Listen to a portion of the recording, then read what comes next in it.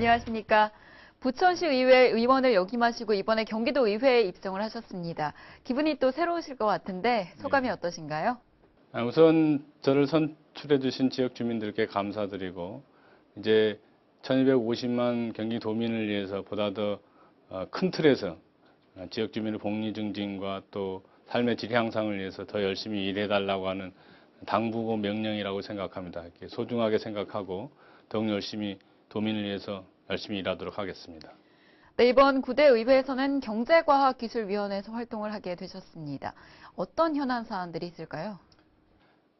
내수 경제가 많이 어려워지면서 현재 우리 사회는 이렇게 빈익빈 부익부 현상이 심화되고 있다고 생각이 됩니다. 그래서 지역 경제를 활성화시키는 일, 이런 것들이 매우 중요한 과제 중에 하나일 거라고 생각이 되고, 또 하나는 이제 청년 실업 문제, 그다음에 베이비 부모 시대들이 은퇴 시대를 맞이하면서 5060의 재창업 시대, 이런 것들이 이제 우리 사회에 던지는 중요한 숙제 중에 하나라고 생각이 돼서 네. 경제과학위원회를 통해서 그런 우리 사회에 보다 더 일자리 창출이 잘 이루어질 수 있는 그런 경기도를 만드는데 역할을 할 수 있겠다, 이렇게 생각이 되고, 더 나아가서 이제 그 공동체가 많이 훼손되고 있는 그런 것을 복원할 수 있는 사회적 기업의 육성, 이런 것들이 앞으로 이렇게 관심 있게 가져가야 될 숙제가 아닌가, 이렇게 생각하고 있습니다. 네, 말씀하신 것처럼 일자리 창출 문제도 그렇고 지속적으로 계속 논의가 돼야 할 것 같습니다.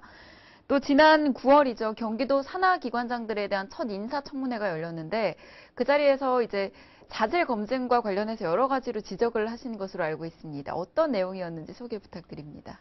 우선 이제 큰 틀에서 이제 그 연정하에서 인사청문회 기관장에 대한 인사청문회를 하게 됐는데, 뭐 앞으로 이런 것이 좀 확대돼서 이렇게 인사청문회 전 단계에서 많이 이렇게 좋은 사람들이 걸러지는 그런 역할을 했으면 좋겠다, 이런 생각이 들고, 도덕적으로 우리 기관단체장들이 우리 도민들에게 사랑받을 수 있는 그런 단체장이 됐으면 좋겠다, 이런 바람 하나 하고, 또 하나는 일에 대해서 얼마나 열정을 갖고 있느냐, 이게 정치적인 위인설관이나 아니면 나눠먹기식 이런 자리가 아니고 정말로 도민의 삶의 질을 위해서 일할 수 있는 열정을 갖고 있느냐, 이런 것들을 중점적으로 봤던 것 같습니다. 네, 그런 부분들이 또 도민들도 이제 궁금해하고 또 원하는 부분들이 아닐까 싶습니다.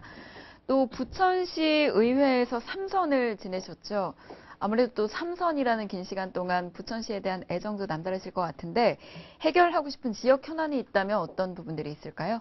우선 이제 제가 있는 지역구에서 가장 큰 거는 이제 여기 소사에서 연결돼서 대구로 가는 지하철을 놓는 일이고요. 네. 또 하나는 그것과 연결해서 원종역에서 고강역을 거쳐서 홍대 입구까지 연결하는 서울 지하철을 만드는 일입니다. 이것이 큰 사업 중에 하나고, 저희 지역에 이제 오랜 그 고질적인 민원 중에 하나가 고도 제한을 완화하는 숙제와 그다음에 오정동에 있는 군부대를 이전시키는 일들인데, 이게 뭐 제 혼자 힘으로 되는 건 아니고 지속적으로 지역 주민들과 함께 문제 제기를 통해서 우리 지역에 보다 더 삶의 질을 높일 수 있는 그런 지역 주민들과 함께 만들어가는 공동체를 만드는 일이 저에게 주어진 숙제이자 과제라고 생각하고 있습니다. 네, 아무래도 또 해결하기가 굉장히 쉽지는 않은 문제들인 것 같은데 이제 그 노선이 일단 확보가 조금 더 홍대까지 길게 되면 주민들이 이동하는데도 훨씬 더 편안해질 것 같다는 생각이 듭니다. 네, 또 최근에는 광명에서 서울고속도로 동부천 IC 설치 반대 촉구 결의안을 발의하신 것으로 알고 있습니다.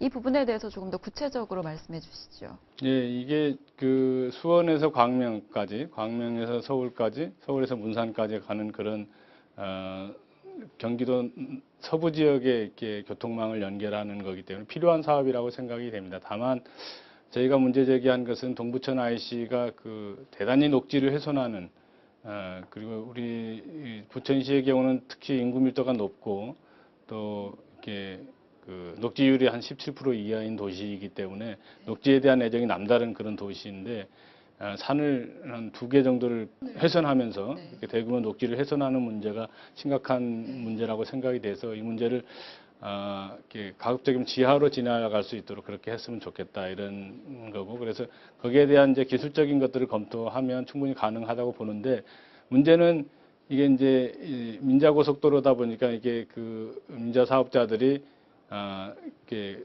IC를 만들어서 이렇게 수수료를 통행료를 징수하는 그런 시스템을 가지려고 하다 보니까 네. 자본 중심의 도로가 돼서는 안 되겠다. 시민들에게 후손들에게 물려질 녹지들을 최대한 보존하는 그러한 도로망이 개설됐으면 좋겠다 이런 바람을 갖고 지난 2009년도부터 지금까지 시민단체들과 함께 이렇게 반대를 하고 있고 새로운 대안들을 마련하려고 지금 노력하고 있는 사안입니다. 네, 꽤 오랫동안 반대를 하셨군요. 앞으로도 이 문제가 잘 해결이 됐으면 하는 네, 바람입니다. 하여튼 뭐 돈 중심이 아니고 정말로 그 사람 중심으로 그렇게 도로망도 구축이 됐으면 좋겠다 이런 바람을 함께 갖습니다. 네, 마지막으로 시청자 여러분께 한 말씀 부탁드립니다. 1250만 경기 도민 여러분 정말로 반갑습니다. 저는 앞으로 도민과 함께 도정 활동을 하면서 무엇보다 가난하고 어려운 이웃들과 함께하는 정치인이 되도록 노력하겠습니다. 그리고 민주주의를 실천하는 그러한 삶을 사는데 최선의 노력을 다하겠습니다. 그리고 무엇보다 도민의 삶을 개선시키는데 열정을 가지고 일하는 정치인이 되겠습니다. 지켜봐 주시고 응원해 주시고 격려해 주시면 도민들의 기대에 어긋나지 않는 정치인이 되도록 최선의 노력을 다하겠습니다. 비타민 아저씨 서영석이었습니다. 고맙습니다. 네, 앞으로 경기 도민들의 비타민 같은 그런 의원님 되주시기 바랍니다. 말씀 감사드립니다. 네, 감사합니다.